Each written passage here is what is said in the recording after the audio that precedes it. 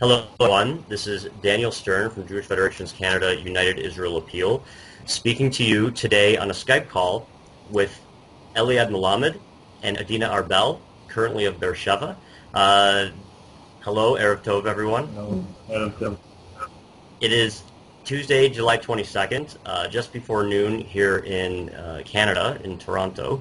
And in Beersheba, it's already late afternoon, early evening. I wanted to let everyone know that this call is happening with representatives of Tor Hamidbar, which is a non-governmental organization in Israel that essentially works with community incubators, getting people to settle in existing communities in Israel, in the periphery. This is not their office in Beersheba. This is actually Eliad's home. The reason being that Eliad's home has a safe room in the event of sirens, and the offices do not. And in fact, this call was delayed about 45 minutes because there were sirens going off earlier today in Beersheba. So I want to thank both of you for taking the time to join us today on this Skype call. Eliad is actually the Vice CFO, currently the interim director, as their regular director has gone on maternity leave, just given birth to a child this past 2 weeks. And Eliad was telling me before we started that because of the matzav and the situation, her family from Tel Aviv is not able to come visit her and spend any time with her newborn. Adina is the program director for all of the programs that happen through Tor Hamidbar. So thank you for joining. I thought that you might be able just to tell us very briefly a little bit about what it is that Tor Hamidbar does when rockets are not falling.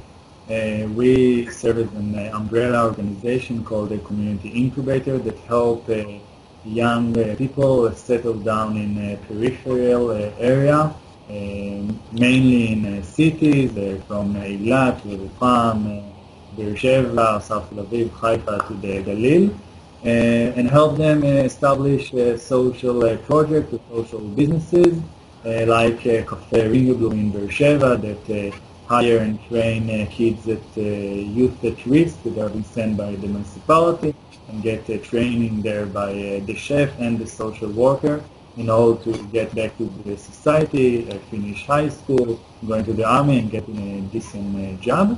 And what we do, we help this group to initiate a program. We help them to connect the municipality to settle down in this area, and we escort them how building a project, how raising money for that, how to operate it, operate volunteer, and etc.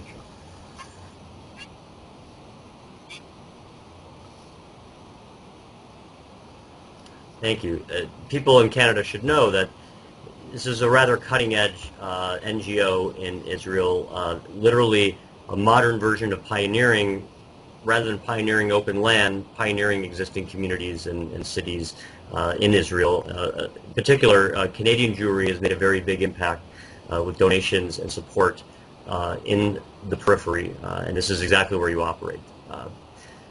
Obviously, with the matzav happening for about 2 weeks now, even longer, going back to the roots of the current situation, life is changed a lot. Living in Beersheba, a community that has really been at the brunt of tens, if not hundreds of missile attacks over the past several weeks. Can you tell us a little bit about what life is like now in the city where you live? Also, the neighborhood that the organization mainly lives in. That's where we have our social cafe Ringleville, which hires and trains youth at risk. And I was lucky enough to have friends and family host me in different spaces. I haven't been in my home for a while because I don't have a safe place there. And this is the situation of most of the people living in the neighborhood, is that they don't have a bomb shelter to go to. The bomb shelters are too few. Many of them are locked, and they don't know who has the key. And some that exist are filthy, and no one lives in there. And sometimes there are families that kind of live there and take over and don't welcome other people. So the situation is that many don't have places to go, and about probably 50% of people who had the opportunity left, and then the weaker population are the ones that stay. Yeah, we're talking about the private bomb shelter. In those buildings, it's mainly governmental public housing. It's very old building, and it's not treated so well. The people, the residents of the village didn't take care of it, and then didn't have the means to take care of their private bomb shelter in their building. And what we do, we go in house from house to house, or apartment to apartment, see who is living there, what is their condition. If they are elderly people, help them to buy food, medicine that the municipality send them. See if there are children, they need to have some entertainment or help. We go into houses that we know the municipality tells us of elderly people or people with special needs that we're doing house visiting and trying to make the situation a little bit better for the people that they will know they are not alone. People help them, people take care of them.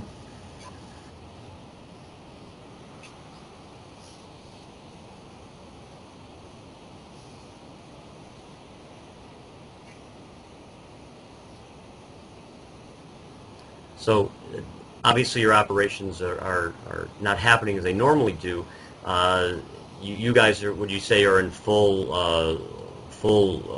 assistance mode in terms of just helping to deal with the matzav and the situation, helping those, quite honestly, people at risk, people without means who are stuck in their community and can't go to a place where they might feel safer. Started to come and, what is it exactly that you'd say that, speaking to Canadian Jews and Canadian donors, what types of things would you say that you need at this time? We also slowly have more volunteers every day coming over to the city and helping us.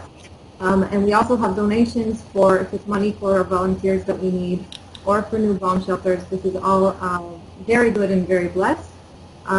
Specifically, the need for our organization is for Cafe Ringo Bloom.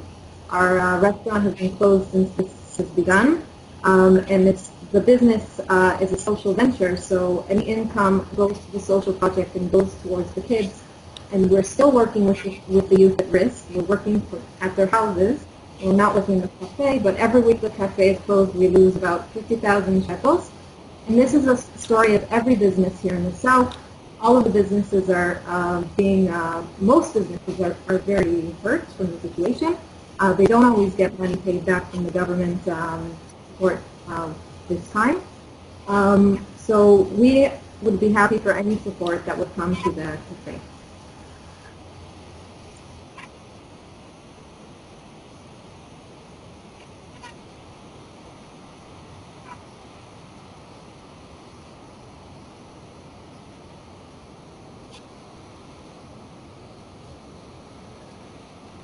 Thank you. We will get that information posted actually at the end of this video. For more information about Tor Hamidbar and the terrific work that they are doing in Israel, please check their website. Also, if you're interested in making a donation to Tor Hamidbar, feel free to make that donation through us, and you can designate that